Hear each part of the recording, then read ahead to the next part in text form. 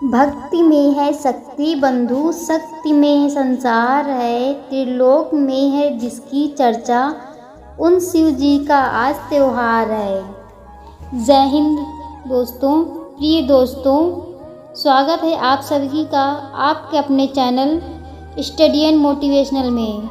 दोस्तों, आज के पुरुषोत्तम मास महात्म्य की कथा अध्याय 4 है। तो आइए सुनते हैं श्री नारायण क्या बोलते हैं। श्री नारायण जी बोले, हे नारद भगवान, पुरुषोत्तम के आगे जो शुभ वचन अधिमास ने कहे वह लोगों के कल्याण की इच्छा से हम कहते हैं कि सुनो। अधिमास बोला, हे नाथ, हे कृपानिधे, हे हरे, मेरे से जो बलवान है उन्होंने यह मलमास है ऐसा कहकर मुझ दीन को अपनी श्रेणी से निकाल दिया है। ऐसे यहाँ आए हुए मेरी आप रक्षा क्यों नहीं करते? अपने स्वामी देवता वाले मस्तिकों द्वारा शुभ कर्म में वर्जित मुझ स्वामी रहित को देखते ही आपकी दयालुता कहाँ चली गई और आज यह कठोरता कैसे आ गई? हे भगवान, कंस रूप अग्नि से जलती हुई वसुदेव की स्त्री देवकी की रक्षा जैसे आपने की वैसे ही हे दीनवत्सल कहिए मुझ शरण आए कि आज कैसे रक्षा नहीं करते। पहले द्रुपद राजा की कन्या द्रौपदी की दुशासन के दुख से जैसे आपने रक्षा की वैसे ही दीन दयाला कहिए मुझ शरण आए कि आज कैसे रक्षा नहीं करते। यमुना में काली नाग के विष से गौ चराने वालों तथा पशुओं की आपने जैसे रक्षा की वैसे ही दीन वत्सल कहिए मुझ शरण आए कि आज कैसे रक्षा नहीं करते। पशु और पशुओं को पालने वालों एवं पशुपालकों की स्त्रियों की जैसे पहले व्रज में सरपत के वन में लगी हुई अग्नि से आपने रक्षा की वैसे ही दीन वत्सल कहिए मुझ शरण आए कि आज कैसे रक्षा नहीं करते। मगध देश के राजा जरासंध के बंधन से राजाओं की जैसे रक्षा की वैसे हे दीनवत्सल कहिए मुझ शरण आए कि आप कैसे रक्षा नहीं करते। आपने ग्राह के मुख से गजराज की झट आकर जैसे रक्षा की वैसे हे दीनवत्सल कहिए मुझ शरण आए कि आज कैसे रक्षा नहीं करते।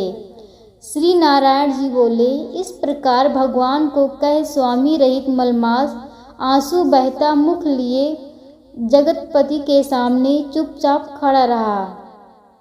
उसको रोते देखते ही भगवान शीघ्र ही दयाद्र हो गए और पास में खड़े दीन मुख मलमास से बोले, श्री हरि बोले, हे वत्स, क्यों इस समय अत्यंत दुख में डूबे हुए हो? ऐसा कौन बड़ा भारी दुख तुम्हारे मन में है? दुख में डूबते हुए तुझको हम बचाएंगे, तुम शोक मत करो। मेरी शरण में आया फिर शोक करने के योग्य नहीं रहता है। यहाँ आकर महादुखी नीच भी शोक नहीं करता, किस लिए तुम यहाँ आकर शोक में मन को दबाए हुए हो? जहाँ आने से ना शोक होता है, ना कभी बुढ़ौती आती है, ना मृत्यु का भय रहता है, किंतु नित्य आनंद करता है। इस प्रकार के बैकुंठ में आकर तुम कैसे दुखित हो? तुमको यहाँ पर दुखित देखकर बैकुंठवासी बड़े विस्मय को प्राप्त हो रहे हैं। हे वत्स, तुम कहो, इस समय तुम मरने की क्यों इच्छा करते हो?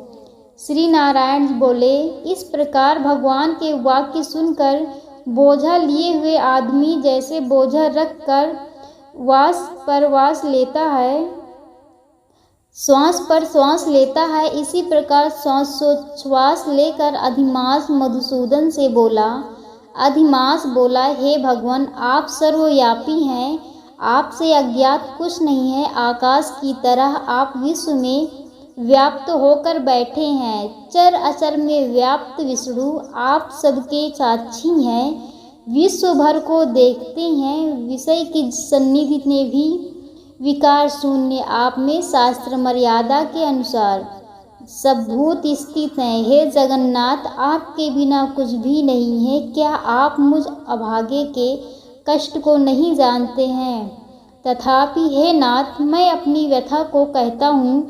जिस प्रकार मैं दुख जाल से घिरा हुआ हूँ, वैसे दुखित को मैंने न कहीं देखा है और न सुना है। क्षण निमेष मुहूर्त पक्ष मास दिन और रात सब अपने अपने स्वामियों के अधिकारों से सर्वदा बिना भय के प्रसन्न रहते हैं। मेरा न कुछ नाम है, न मेरा कोई अधिपति है और न कोई मुझको आश्रय है। अतः क्षणाधिक समस्त स्वामी वाले देवों ने शुभ कार्य से मेरा निरादर किया है। यह मलमास सर्वदा त्याज्य है, अंधा है, गर्त में गिरने वाला है, ऐसा सब कहते हैं। इसी के कारण से मैं मरने की इच्छा करता हूँ। अब जीने की इच्छा नहीं है। निंद जीवन से तो मरना ही उत्तम है। जो सदा जला करता है वह किस तरह सो सकता है?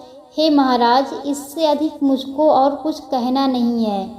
वेदों में आपकी इस तरह प्रसिद्धि है कि पुरुषोत्तम आप परोपकार प्रिय हैं और दूसरों के दुख को सहन नहीं करते हैं। अब आप अपना धर्म समझकर जैसी इच्छा हो वैसा करें। आप प्रभु और महान हैं। आपके सामने मुझ जैसे पामर को घड़ी घड़ी कुछ कहते रहना उचित नहीं है। मैं मरूंगा, मैं मरूंगा, मैं अब न जीऊँगा, ऐसा पुनः पुनः कहकर वह अधिमास, हे ब्रह्मा के पुत्र, चुप हो गया और एकाएक श्री विष्णु के निकट गिर गया।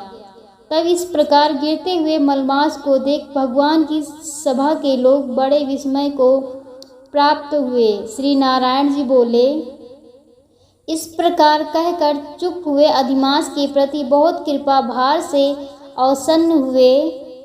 श्री कृष्ण मेघ के समान गंभीर वाणी से चंद्रमा की किरणों की तरह उसे शांत करते हुए बोले।